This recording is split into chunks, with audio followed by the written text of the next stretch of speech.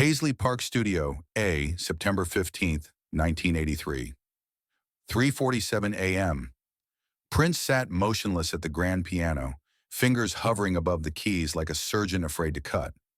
73 hours trapped in sonic purgatory, and every melody sounded like musical death. The studio floor was littered with 47 crumpled tapes labeled trash in his shaking handwriting. His bloodshot eyes reflected 3 days without sleep. The purple velvet jacket that felt like armor when he entered now hung like a funeral shroud. His hands trembled as he reached for the keys, but when his fingers touched ivory, nothing happened. Complete silence. Then something inside Prince Rogers Nelson finally snapped. He brought both fists down on the piano with savage fury. Keys flew like broken teeth. The microphone stand crashed. Susan Rogers, his sound engineer, watched from the control room, tears streaming down her face. She'd never seen genius destroy itself so completely. "This is it," Prince whispered to the empty studio, voice cracked and hollow. "Tonight, either Purple Rain is born or Prince dies trying." What Prince didn't know was that the melody he'd been searching for had been waiting inside him for 25 years, hidden in memory's deepest chambers, locked away since his father walked out of their Minneapolis home, leaving behind only an old piano and a half-finished song that would change the world. This breakdown wasn't the end. It was labor pains. Something cosmic was being born tonight. But to understand what was about to happen, we need to go back to where it all began. Minneapolis, November 1978. Prince was 7 when he first heard the melody that would haunt him for years. He should have been sleeping, but his father's piano drifted up through the floorboards like smoke. John Nelson sat hunched over the keys, working on something different from his usual jazz arrangements. This melody was searching, yearning, incomplete. It had prophetic weight but lacked resolution. Little Prince crept downstairs and peered around the corner. His father played the same 8 bars over and over, each repetition growing more frustrated.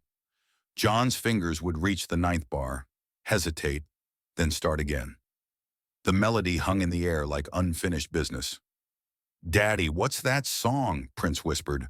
John turned, startled. His face carried the weight of a man whose musical dreams had been crushed by rejection. "Just something I can't finish, son. Some melodies aren't meant for this world. Can I try?" John lifted his son onto the bench. Prince's tiny fingers found the first 8 bars perfectly, as if he'd been born knowing them. But at the 9th bar, the same wall appeared. His hands stopped. The melody demanded something that didn't exist yet. "This song isn't ready," John said quietly. "Maybe it never will be." 6 months later, John Nelson packed his bags and left. He abandoned his family, his piano, and his unfinished melody. But the 8 bars had already transferred into Prince's DNA like a musical virus, waiting for the right moment to evolve. Prince spent his teenage years trying to forget that melody. Every time it surfaced during practice, he'd force himself to play something else. It reminded him of failure, abandonment, dreams dying while children watched from doorways. But some melodies don't stay buried. They wait in darkness, growing stronger, until they can no longer be denied. By 1983, Prince had conquered the charts with 1999. He was 25, famous, rich, and absolutely miserable. Critics called him a pop phenomenon, but questioned his artistic depth. "Commercial genius," they said, "but where's the soul?" The words burned because they echoed his own fears. Was he just a sophisticated entertainer? A musical magician performing clever tricks for crowds who couldn't distinguish technique from truth? When Warner Brothers pressed for his next album, Prince made a terrifying decision. He would create something that proved his artistic legitimacy once and for all. Not just songs, a statement, a masterpiece that would silence every critic who'd questioned whether he was a real artist. He entered Paisley Park on September 12th with a simple plan. Don't leave until the album is finished. What he didn't anticipate was that inspiration would abandon him completely when he needed it most. Day 1 felt promising. He recorded rough demos, each showing glimpses of something special. But when he listened back, they sounded hollow. Technically perfect, but emotionally vacant. Day 2 brought panic. Every melody felt borrowed, recycled, safe. His hands moved with usual precision, but no spark ignited. The music was competent and forgettable. Day 3 became nightmare. Prince stopped eating, sleeping, speaking. He moved through the studio like a ghost haunting his own artistic death. Susan Rogers brought coffee every few hours and watched him push it away untouched. "Prince, you need rest," she pleaded. "I need music," he whispered back. "Real music. The kind that changes people." But the harder he searched for transcendence, the further it retreated. By hour 73, he could barely see straight. And then came the moment when everything collapsed. Prince's fingers hovered over piano keys like a man afraid to touch fire. The studio felt charged with desperation and creative pressure that either bursts masterpieces or destroys artists completely. He pressed middle C. The note rang out, clean and perfect and utterly meaningless. He tried building chords, but every combination sounded like musical furniture, functional but lifeless. For 20 minutes, he sat frozen, paralyzed by his own expectations. The album deadline loomed. Warner Brothers was waiting. The world was watching. And Prince had nothing except the growing certainty that he was a fraud exposed at the worst possible moment.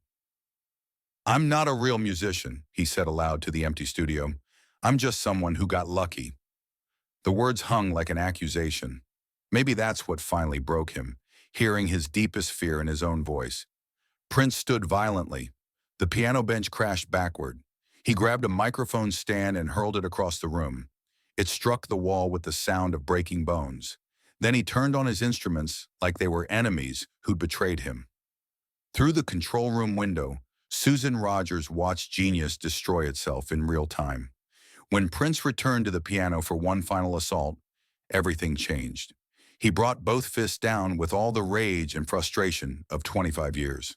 The piano screamed, not music, just pure sound expressing pure emotion. Again, again. His hands were bleeding, but he couldn't stop. And then between one violent strike and the next, exhaustion claimed him. Prince's knees buckled. His vision tunneled. The studio spun like a carnival ride. He reached for the piano to steady himself, missed, and collapsed forward. His head struck the keys with a sound both violent and musical. The impact played a chord. Random, accidental, beautiful. As Prince lost consciousness, that chord echoed through the studio like a prayer finally reaching heaven. Susan Rogers found him sprawled across the piano, blood trickling from his forehead, but smiling. Because in that moment of complete surrender, he'd heard something impossible. His father's melody, complete at last. In his unconscious state, Prince dreamed he was 7 again, standing in his childhood living room. But everything was different. The furniture was gone. The walls were painted purple. At the center sat his father's old piano, gleaming like it had never aged. John Nelson sat at the bench, but he looked younger, at peace. His fingers moved with impossible grace, playing that melody, the 8 bars Prince remembered, but extended now, complete. "Daddy?" Prince's 7-year-old voice echoed. John turned and smiled. Not the tired, frustrated smile of Prince's memories, but something radiant. "You ready to hear the rest of the song, son?" "I've been trying to find it for years." "You weren't ready yet. Some melodies need a lifetime of experience before they make sense." John's hands moved across the keys, and the melody unfolded like a flower blooming in fast motion. The 8 bars Prince knew were just the introduction. What followed was transcendent, a musical journey through pain, confusion, growth, and finally triumphant resolution. "This is Purple Rain," John said softly. "Always was. I just never had the courage to finish it." "Why not?" "Because finishing it meant letting you have it, and I wasn't ready to let you surpass me." John's smile was sad but genuine. Fathers are supposed to prepare their children for greatness, not compete with them. In the dream, Prince sat beside his father. His adult hands found the keys, and together they played the complete melody. Father and son, past and future, unfinished business finally resolved. "When you wake up," John said, "you'll remember every note. But more than that, you'll understand what this song is really about." "What?" "Rain that washes away everything false, everything that doesn't matter, leaving only what's true." John's hands lifted from the keys. "That's what you've been searching for. Not just music, truth." The dream piano began to fade. But the melody remained, burning itself into Prince's consciousness like a brand. Remember, John's voice echoed as the vision dissolved. Purple Rain isn't just a song, it's baptism by fire. Tonight you're being reborn. Prince woke up on the studio floor with the complete melody playing in his head, like an orchestra conducted by God himself. Prince's eyes opened to find Susan Rogers kneeling beside him, pressing a towel to his forehead cut. The studio lights seemed impossibly bright, but for the first time in 74 hours, he could see clearly. Prince, thank God. You've been unconscious for 20 minutes. He sat up slowly, testing his balance. The melody from his dream was still there, every note crystal clear and demanding to be born. Susan, I need you to start recording, right now. You need a doctor. I need to play this song before I forget it. Prince struggled to his feet and walked to the piano on unsteady legs. Please, trust me. This is it. Susan had worked with Prince long enough to recognize the difference between artistic obsession and genuine inspiration. Something had changed. The desperate edge was gone, replaced by calm certainty. She returned to the control room and hit record. Prince's fingers found the keys, and the first 8 bars flowed out exactly as his father had played them 30 years ago. But then came the 9th bar, the barrier that had stopped John Nelson, the wall that had frustrated Prince for decades. This time the melody continued. What followed was 6 minutes and 6 seconds of music that channeled every emotion Prince had ever experienced. Joy and heartbreak, rage and forgiveness, fear and transcendence, all woven together in a tapestry of sound that made Susan Rogers weep behind the mixing board. Prince's voice entered like a prayer, singing lyrics that seemed to write themselves. I never meant to cause you any sorrow. I never meant to cause you any pain. The words poured out fully formed, as if they'd been waiting their entire lives to be spoken. This wasn't composition anymore. This was channeling something larger than himself. When Prince reached the guitar solo, his hands moved with supernatural precision. Every note was exactly where it needed to be. He wasn't thinking anymore, just translating pure emotion into pure sound. As Prince played, tears streamed down his face like purple rain, washing away every doubt, every fear, every moment of artistic uncertainty he'd ever experienced. When the final purple rain, echoed through the studio, something shifted in the fundamental nature of reality. This wasn't just music anymore. This was transformation captured in audio form. Prince played the final chord and sat in stunned silence. Did that really just happen? Susan whispered. Prince nodded slowly. That's Purple Rain. That's what we've been looking for. But he wasn't finished. The breakthrough had opened floodgates. For the next 18 hours, Prince recorded with the focused intensity of a man possessed by benevolent spirits. Let's Go Crazy burst out like champagne from a shaken bottle. When Dove's Cry arrived fully formed, including the revolutionary decision to remove all bass. By dawn on September 18th, the Purple Rain album was complete. As the sun rose over Paisley Park, Prince finally allowed himself to sleep. But first he made a phone call to Minneapolis. The phone rang 4 times before John Nelson answered, voice thick with sleep. Prince? Son, it's 6 in the morning. Are you all right? Dad, I found it. The melody you could never finish. I found the rest of it. Silence, then. What melody? The one you used to play when I was 7. 8 bars that stopped at a wall. I broke through the wall, Dad. I finished your song. Another pause, longer this time. Yes, I remember. You played the first 8 bars perfectly. That song is called Purple Rain now, and it's going to change everything, for both of us. John Nelson was quiet for a full minute. When he spoke again, his voice carried wonder.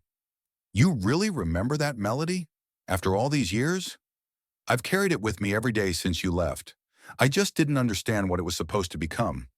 Prince, John's voice broke slightly. That melody was never meant to be mine. I tried for months to finish it, but it always felt like I was writing something for someone else. You didn't abandon that melody. You planted it, like a seed that needed 25 years to grow into what it was supposed to be. The conversation ended with tears on both sides, and tentative plans for a reunion that would heal wounds decades in the making. Purple Rain didn't just top the charts, it redefined what popular music could be. Critics who dismissed Prince as a pop lightweight suddenly found themselves writing about artistic genius and sonic innovation. But more than commercial success, Purple Rain achieved something rarer. It changed people. Fans wrote letters describing how the song had saved their marriages, their sanity, their lives. The melody that John Nelson couldn't finish in 1978 had become a healing force for millions around the world. Prince would go on to create dozens of masterpieces over his career, but he always said Purple Rain was different. "I didn't write that song," he told interviewers. "I received it. There's a difference." He never forgot the lesson of those 74 hours. Sometimes the greatest art emerges not from trying harder, but from letting go completely. When young musicians asked for advice, Prince would tell them about the night he had to die artistically to be reborn. "The melody you're searching for," he would say, "it's already inside you. Stop trying to create it and start listening for it." When Prince died in 2016, Purple Rain played on radio stations worldwide for 24 hours straight. The song that was born from breakdown had become immortal, proving that sometimes our deepest wounds are where our greatest gifts enter the world. The original 8 bars that John Nelson played in 1978 are now part of music history, but they started as something simpler, a father's unfinished business that became his son's destiny.